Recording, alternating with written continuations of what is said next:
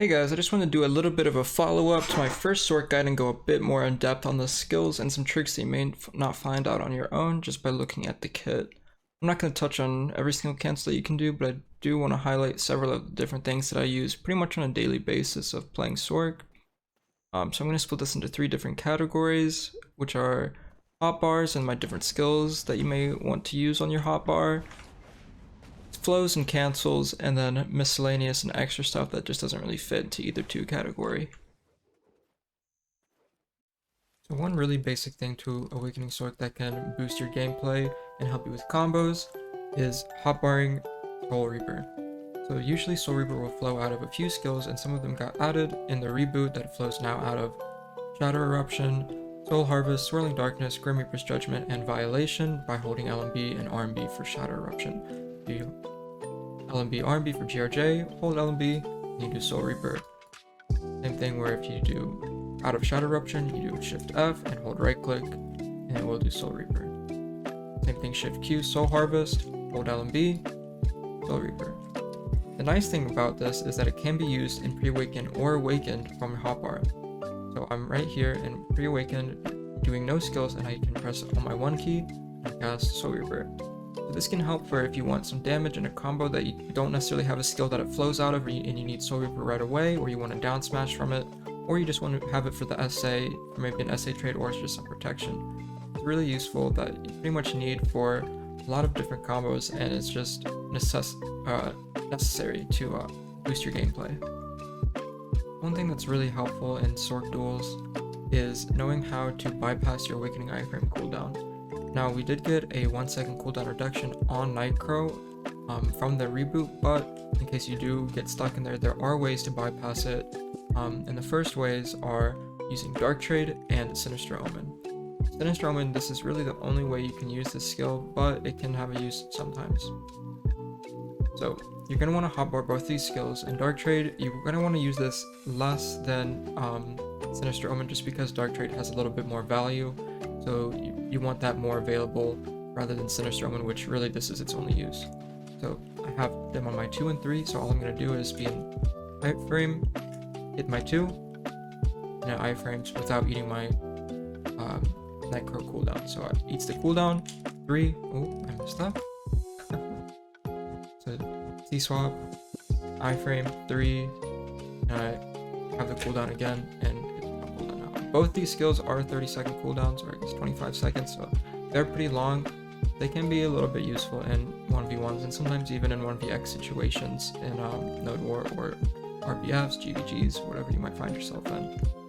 So like I said, you want to use Sinister Omen for this more so than Dark Trade, just because Dark Trade gives you that DP buff, it gives you your shards back, so it is a bit more valuable, whereas Sinister Omen doesn't give any shards back. Another skill that I recommend you hotbarring that is really useful is Wings of the Crow.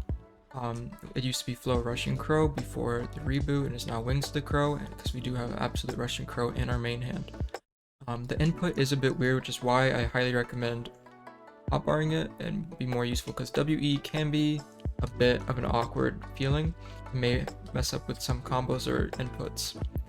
I use mine on tab, but it can be whatever feels comfortable for you. It could be a mouse button, it depends on what works for you. So one trick that is really useful, especially in duels, is being able to get out of your awakening state without having to use any skills like your Rabams or C-swap or anything like that, and it also does not matter if you have your awakening iframe cooldown, and this is by using Absolute Darkness and putting it on your hotbar.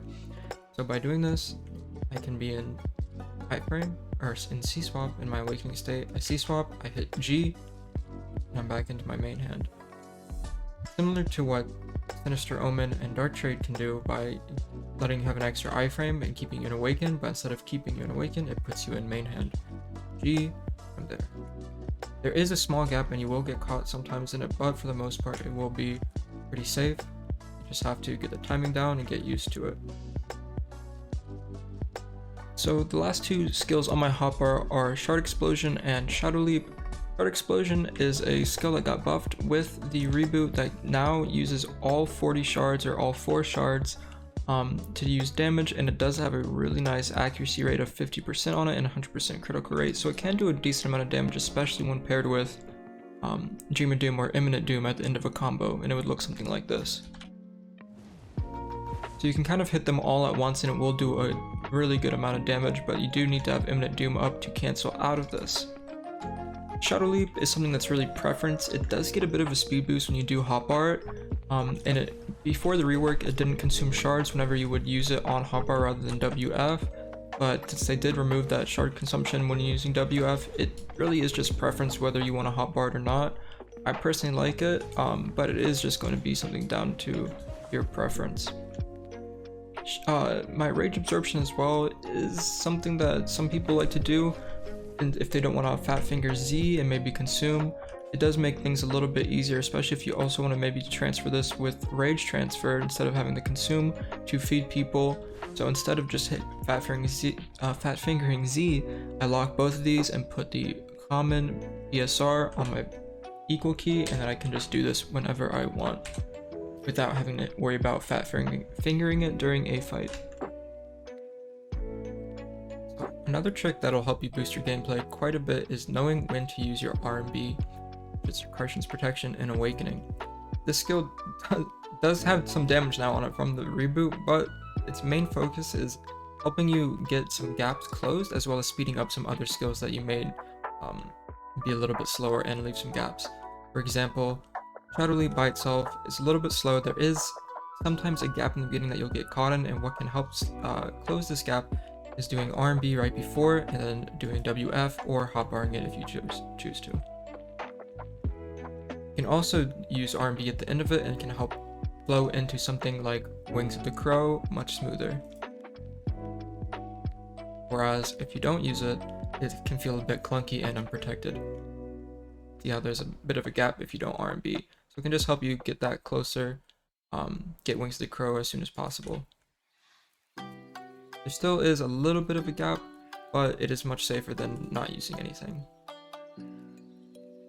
So Bloody Calamity is a skill that is very useful in our kit. It does have a bit of a heal and some damage in as well as a T3 add-on, one of our two T3 add-ons. So this skill can be procced by either going Shift A or Shift D in your main hand and pressing space after, although if you are in Scythe, you can use it to move forward as well in spacebar. It is also available to hotbar, although it's very slow if you do hotbar and only really used if you want to BM somebody. So with the reboot, knockback CC value actually got changed and reduced from 1 all the way down to 0.7 along with Stiffen, which makes the Blade of Darkness a much more valuable skill for us for CCing rather than a down smash chance. So the skills that you can do flow Blade of Darkness out of are these. So you can first do an A or D with LMB for a side swipe, and do Shift R&B. You can also do it out of Soul Reaper if you hotbar it. You can do it out of Swirling. You can also do it out of Soul Harvest.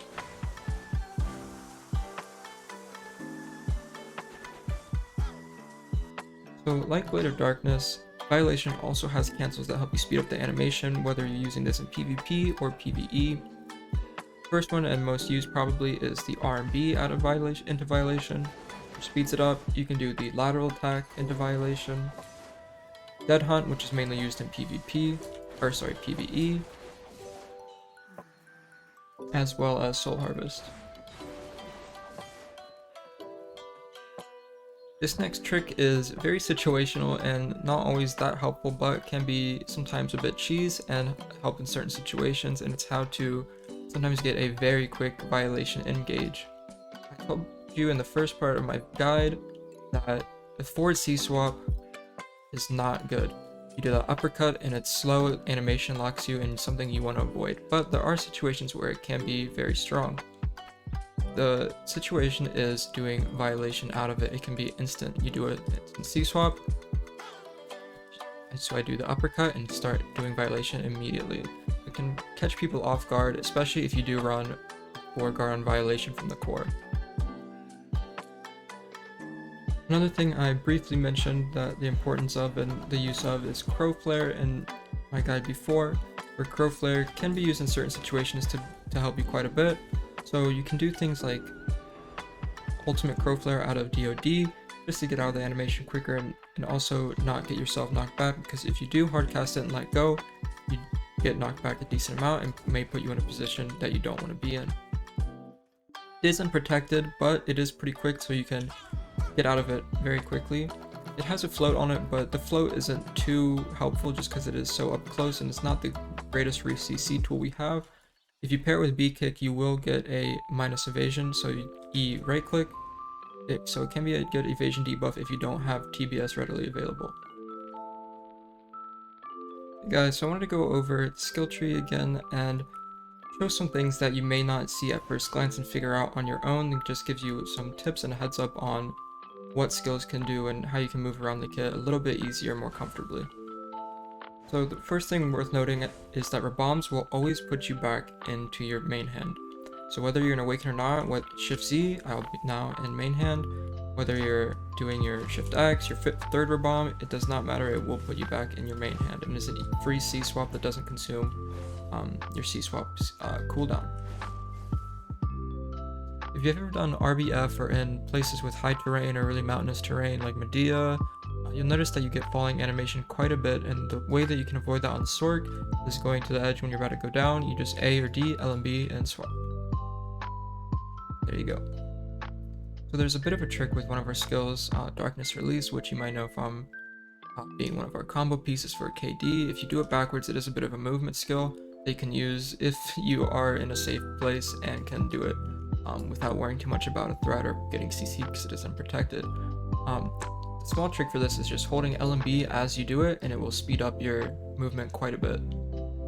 And you can even do hold right click as you're doing that to add in a forward guard from dark backstep every once in a while. Even funny enough, if you do get attacked while in this and not CC'd, it will actually speed up your backwards darkness released. So these next two cancels are pretty useful, and especially the one in a 1v1 setting. But this first one is going to be using Swirling Darkness basically from main hand. So you can't hotbar like you can with Soul Reaper, but the workaround is using Soul Harvest straight into Swirling Darkness. This is the only skill that it really works with. You can't really cancel out a Soul Harvest with many other things. So you're just in main hand, Shift Q, and then Shift F immediately to get that SA almost right away.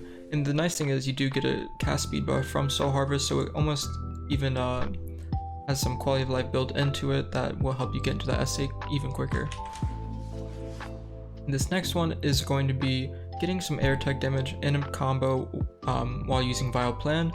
So Vile Plan is our spacebar ability out of our block that does a really good amount of damage and has a float as well. So if you do use this as a CC, you can add in Soul Harvest right after this to get some air tech damage and not have to really worry about getting that down smash from the first hit of Soul Harvest and messing up the combo. So all you do is right click, spacebar, and at any point you can do Shift Q. You can even cancel out the first hit of Soul Harvest if you don't want the flow and just want some filler damage with whatever situation you might find yourself in. So this next thing isn't really a trick, it's more of a guide that I get asked about a lot on how to do and see people struggle with, and that is the 10% BSR for Turnback Slash. So Turnback Slash is a really great skill. In the reboot it got 2 hits added in PvP, and it already has an evasion debuff that's going to be great for fighting evasion targets. And if you use the BSR version, you can even demount cannons as well as horses. So the way to do this is doing L and B right after you do your normal input of S, R, and B. So normal input is S, R, and of course if you do it out of an iframe, it'll be an instant cast version.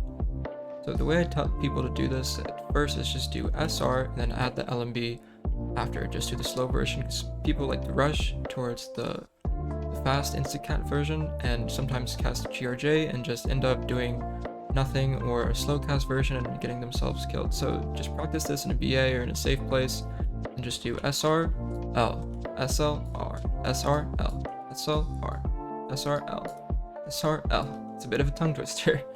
SR, L. So you get that rhythm down, and then you can see that once you get that and are not messing up, you can start trying to do the iframe version. It's the same thing, you just have to be a little bit quicker. SR. Ooh. SR.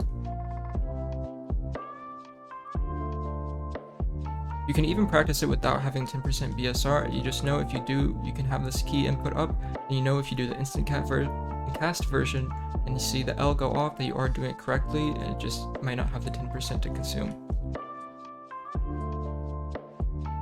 It's very useful in combos because it does add a wound as well and bleed, so it can be very useful to you and something that every Sorc should know, especially if you do node war for demounting horses as well as cannons.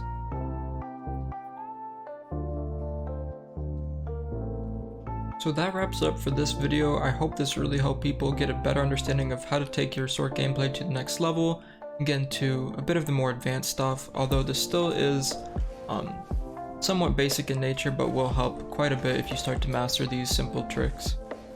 Again, I'll leave my Discord in the description. If you have any questions, feel free to hit me up. I'll be there and try to help as best as I can. So thank you guys for watching and have a good day.